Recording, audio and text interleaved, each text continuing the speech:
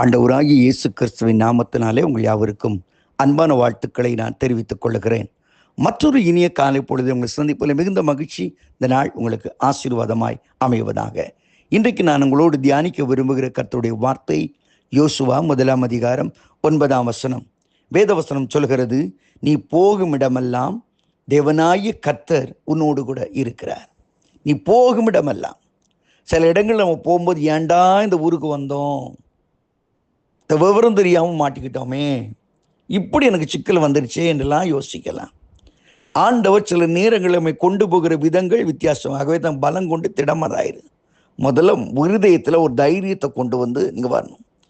அன்னைக்கு எசேக்கியேல் தீர்க்கதை ஒழுங்க தீர்க்கதை சொல்லிக்கிட்டு இருந்தான். ஆண்டவர் செய்தாரு, அவனை எலும்பு நிறைந்த ஒரு பள்ளத்தாக்கு கொண்டு வர, ட்ரை போன்ஸ். அங்கே ஒவ்வொன்றும் செத்து செத்து செத்து.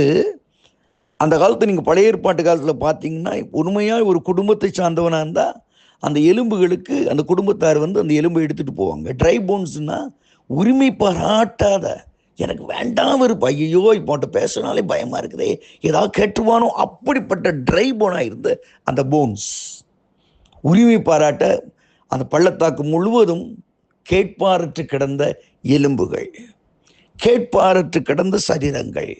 இன்னைக்கு ஒருவேளை நீ வசதி வாய்ப்பாக இருக்கும்போது நிறைய பேர் உன்னை தேடி தேடி, hello brother, price the Lord, நல்லா இருக்கீங்களான்னு கேட்டிருக்கலாம். இன்னைக்கு ஒருவேளை நீ கேட்பாரற்று இருக்கிறியா?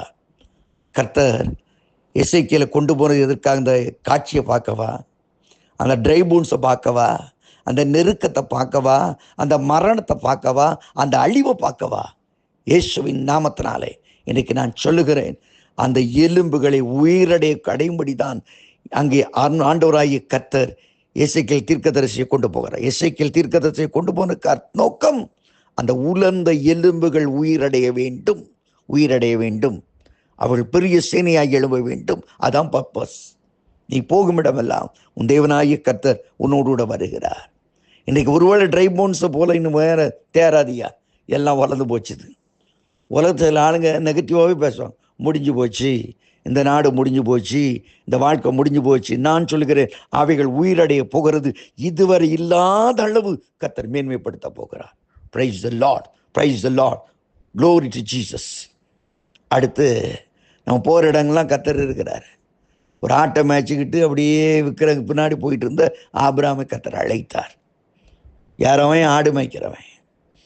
இப்போ எகிப்துக்கு போக வேண்டிய ஒரு சூழ்நிலை வருகிறது. ஆனால் அங்கே போனால் ஒரு அழகான பெண்ணு, ஆனால் ஆடு மேய்க்கிறவன். அந்த எகிப்தின் ராஜாவுக்கு பட்டு அந்த இவருடைய அழகை பற்றி, சாரலை பற்றி பேசும்போது சாரலை கொண்டு வர சொல்கிறான். சாதாரணம் கொண்டு வர சொல்லலுங்க, ஒரு ராணியாக எடுத்துக்கொள்ள வேண்டும் என்ற மனதோடு அவளுக்கு ராணி என்கிற ஸ்தானத்தில் என்னென்ன உண்டோ அவ்வளவு கொடுத்து அவளை கொண்டு போகிறான்.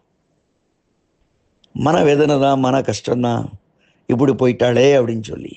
ஆனால் ஒரு சேதம் வராதபடி சாதாரண ஒரு ஆடு மேய்க்கனுடைய மனைவியை கொண்டு போய் ராஜ அந்தஸ்து, அவளுக்கு வேலைக்காரி, அவளுக்கு பரிவாரங்கள் எல்லாத்தையும் கொடுத்து, எப்படிதான் அந்த ராஜா அப்படி அனுப்புனான்னு எனக்கு தெரியல, அப்படி அனுப்புறான். அதே எந்த தனக்கு மனைவியாக இருக்க வேண்டும் என்று கொடுத்த அந்த ஸ்தானத்தில் அவளை திருப்பி அனுப்புறான். Praise the lord. போகும்போது ஆடு மேய்க்கிறவன் பொஞ்சாதியா போனான், வரும்போது ராஜஸ்திரியா வந்துட்டு இருக்கா. Praise the lord. இதான் கர்த்தர் நம்ம நடத்துறது. ஒரு வேதனை அனுபவமாக இருக்கலாம், நமக்கு ஒரு பிரிவு உண்டாக்குற ஒரு அனுபவமாக இருக்கலாம், ஒரு கண்ணீர் அனுபவமாக இருக்கலாம். ஒரு ஆடு மேய்க்கிறோடைய மனைவியை ராஜா அந்தஸ்துல உயர்த்துற கர்த்தர் உன் வாழ்க்கையில உண்டு. எந்த விதத்தில் எப்படின்றது நமக்கு தெரியாது. Price the Lord. அவளுக்கு வேலை செய்யறதுக்கு 4 பேரை கொடுத்து அனுப்பி வைக்கிறேன்னா, ஆகாரெல்லாம் வேலை செய்யறதுக்கு அனுப்பி வைக்கிறேன்னா யோசித்து பாருங்க. Can you imagine? Can you imagine? இப்படி ஒரு அற்புதம் இருக்கிறதா? கொடுக்க சாமி, கூரையை பொத்துக்கிட்டு கொடுக்குன்னு சொல்லுவாங்க. அதான் இதுங்க. Price the Lord. இது கர்த்தருடைய காரியம், கர்த்தருடைய காரியம். நீ போகும் இடமெல்லாம் பலம் கொண்டு திடமதாய் மற்றனர். நீ போகும் இடமெல்லாம் உன் தேவனாகிய கர்த்தர் உன்னை ஆசீர்வதிப்பார். கானான் தேசத்தை கொடுத்த உடனே காலை 12 பேர் போய் வேவு பார்க்க போறாங்க, சுற்றி பார்க்கலான்னு சொன்னாங்க. ஆனால் இவங்க வேவு பார்க்க போறான். ரொம்ப வேடிக்கை. ஆண்டு சொன்ன பற்றி அவனுக்கு ஆயத்தம் பண்ணியிருக்க அந்த தேசத்தை போய் பார்த்து வைப்பான்னா மேன்மை சொல்லலாம் இல்லையா? நிறைய பேர் கல்யாண வீட்டுக்கு போயிட்டு அது சாப்பிட்டு வரணும், கல்யாண வீட்டுக்கு என்ன குறைந்து முதல்ல சொல்லிட்டு இருப்பான். கல்யாணம் நடத்தி முடிச்சுட்டான்னு சொல்ல மாட்டேன், குறை என்ன. இதை மாதிரி மக்கள் சுற்றி பார்க்க போன இடத்துல வேவு பார்த்துட்டு வரான். என்ன பார்த்தா அந்த தேசம் போக முடியாது, அது ஒன்றுக்குமே உருப்படாது. ஆனால் காலேபும் யோசுவாவும் திட்ட மனதோடு விசுவாசமாக இருந்தபடினாலே அந்த பாலும் தேனோட கானான் தேசத்தை சுகந்தரித்தார்கள். இன்னைக்கு நீ போகிற இடங்கள் ஆசீர்வாதமாக இருக்க வேண்டுமானால் காலேபும் யோசுவாவும் போல மற்றவங்க என்ன சொன்னால் நெவர் மைண்ட் இட்.